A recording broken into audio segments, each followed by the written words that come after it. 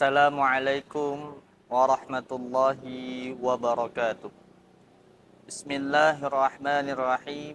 Alhamdulillahi rabbil alamin. Wassalatu wassalamu ala ashrafil anbiya'i wal mursalin. Sayyidina wa maulana Muhammadin wa ala alihi wa ashabihil mujahidina tahirina ajma'in. Amma ba'du. Saudara kaum muslimin dimanapun Anda berada, alhamdulillah sekarang kita berada di bulan suci Ramadan.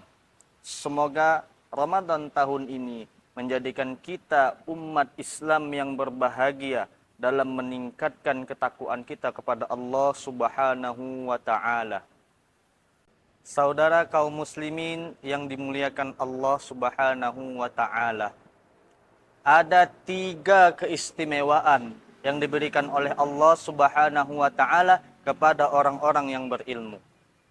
Disebutkan di dalam kitab Minhajul Muta'allim, yu'tihillahu ta'ala fil ilmi al-izzah wal latafah wal mahabbah.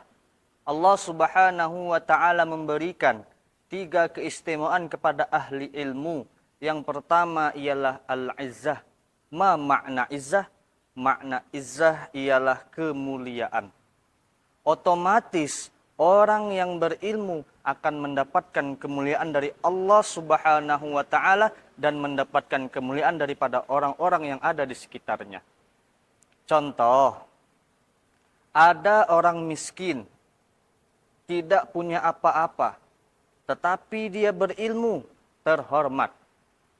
Ada orang jelek, tidak gagah rupanya, tetapi dia punya ilmu, dianggap. Ada orang yang cacat, tidak punya tangan, tidak punya kaki, tetapi dia berilmu, diangkat derajat oleh Allah Subhanahu wa Ta'ala. Keistimewaan orang yang berilmu ini tidak perlu lagi saudara ragukan, karena Allah Subhanahu wa Ta'ala telah menjanjikan di dalam Quran surah Al-Mujadilah ayat 11. Bismillahirrahmanirrahim. Yarfa'illahu alladhina amanu minkum walladhina utul ilma darajat. Al-ayah. Allah Subhanahu wa Ta'ala meninggikan derajat-derajat orang-orang yang berilmu. Masya Allah, tabarakallah. Keistimewaan yang kedua yang Allah berikan kepada orang-orang berilmu adalah al-latafah. Ma makna latafah? Al-latafah ialah kelembutan. Otomatis orang-orang yang berilmu ini akan mendapatkan kelembutan dari Allah Subhanahu wa Ta'ala dan juga mendapatkan kelembutan daripada orang-orang yang ada di sekitarnya. Contoh, mungkin saudara sekalian tahu bagaimana sangarnya para tentara, bagaimana tegasnya para polisi, bagaimana menguasainya para raja-raja. Tetapi tatkala mereka berhadapan dengan orang-orang yang berilmu, mau tidak mau, mereka harus lemah lembut dalam bertutur kata, lemah lembut dalam bertingkah laku kepada orang-orang yang berilmu. Inilah keistimewaan yang kedua bagi orang-orang yang berilmu. Yang ketiga ialah keistimewaan yang diberikan oleh Allah Subhanahu wa Ta'ala kepada orang-orang yang berilmu adalah al-mahabbah. Apa itu mahabbah? Mahabbah ialah kecintaan Allah Subhanahu wa Ta'ala terhadap orang-orang yang berilmu.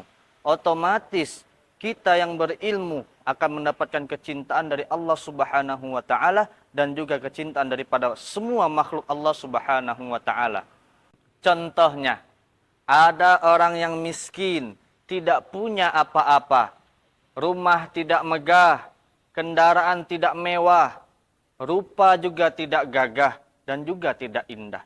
Tetapi ketika dia itu memiliki ilmu, percayalah bahwasanya dia akan dicintai oleh orang-orang yang ada di sekitarnya sebab ilmu yang mereka miliki.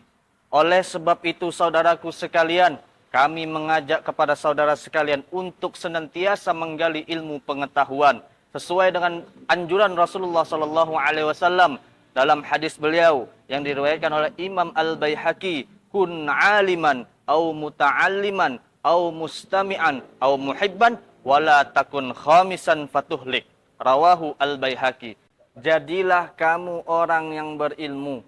Kalaupun tidak orang yang berilmu, orang yang rajin mencari ilmu. Kalaupun tidak sanggup mencari ilmu, jadilah orang yang mendengarkan ilmu. Kalaupun tak bisa mendengarkan ilmu, paling kurang cinta kepada ilmu itu sendiri.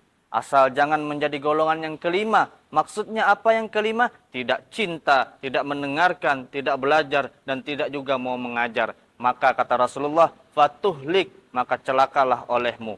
Hadirin, saudara kaum muslimin yang dimuliakan Allah. Semoga bermanfaat.